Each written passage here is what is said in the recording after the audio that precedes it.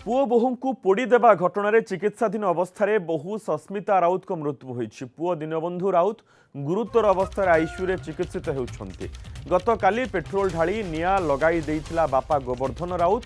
बारंग थाना बारासिंगा गाँव में घटी नृशंस घटना। निआरे पोड़ी होई गुरुतर होइथिबा पुओ बोहू को पुलिस हस्पिटाल रे भर्ती करितला। गत काली उभय को गुरुतर अवस्था कटक एससीबी मेडिकल रे भर्ती करा जायतिला। एहा परे सस्मिता को एक घरोई हस्पिटाल को स्थानांतर करा जायतिला। आज सकाळू चिकित्साधीन अवस्था तांकर मृत्यु घटी। से भली दीनबंधु गुरुतर अवस्था एससीबी रे चिकित्सित होउछन्ती। घटना घटाइथिबा अभियुक्त गोवर्धन मध्य आहत होइथिबा बेले पुलिस हेफाजत रे रही एससीबी रे चिकित्सित होउछे।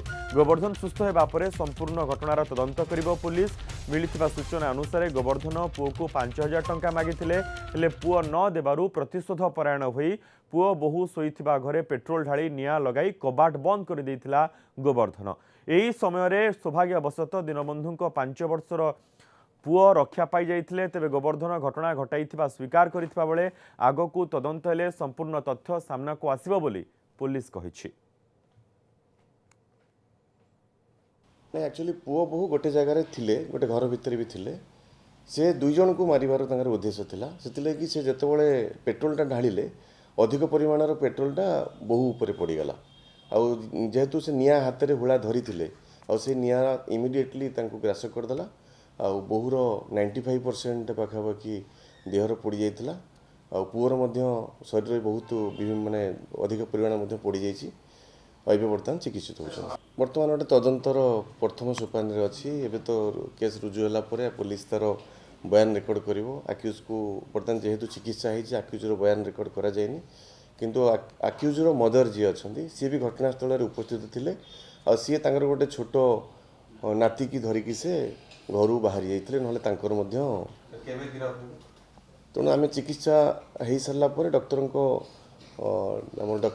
ओपिनियन को लेकिन आमर गिरफ हे। जगन्नाथ प्रसाद महांती रही आम कटक प्रतिनिधि सूचना सहित। जगन्नाथ एवं बाप पुओं स्वास्थ्य अवस्था किभली रही?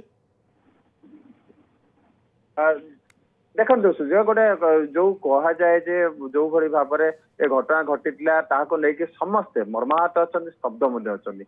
कारण बर्तमान बहुर जीवन चली जाइए पुओ बर्तमान मृत्यु सहित संग्राम करुच्ची। स्थिति जो दीनबंधु रही दीनबंधु स्वास्थ्य अवस्था बर्तमान जटिल रही। एससीबी से चिकित्साधीन अच्छा। जी बापा जी कि कांड होती सी बर्तमान पुलिस कस्टडी रही ट्रिटमेंट होती।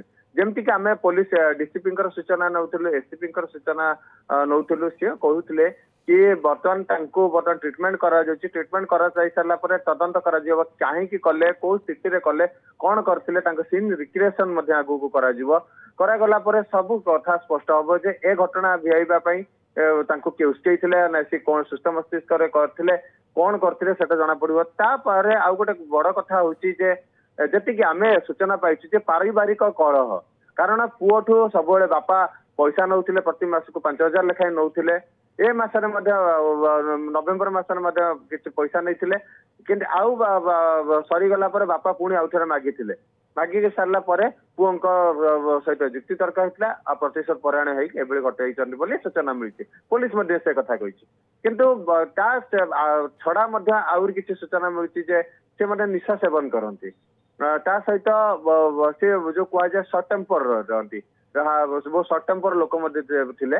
जहाँ भी हो बर्तमान जो भाई भाव घटना घटी बर्तमान निज पुओ को बोहू पोड़ी मारी देवाई उद्यम करते बोहूर जीवन जाइए पुओ बर्तमान निजे बर्तमान मेडिकल मृत्यु सहित संग्राम कर घटना निहाती भाव गोटे निंदनीय। सबुठार बड़ आश्चर्यकर कथा जदि कहीपर गोटे भगवान का आशीर्वाद कहीपर जो छोट पुओटी सी अल्पके वर्ती जाइए जी कि जो अभियुक्त जी माँ पुओटी को धरिकी उद्धार करके बाहर को नहीं आसते जहाँफल जीवन बची जाता।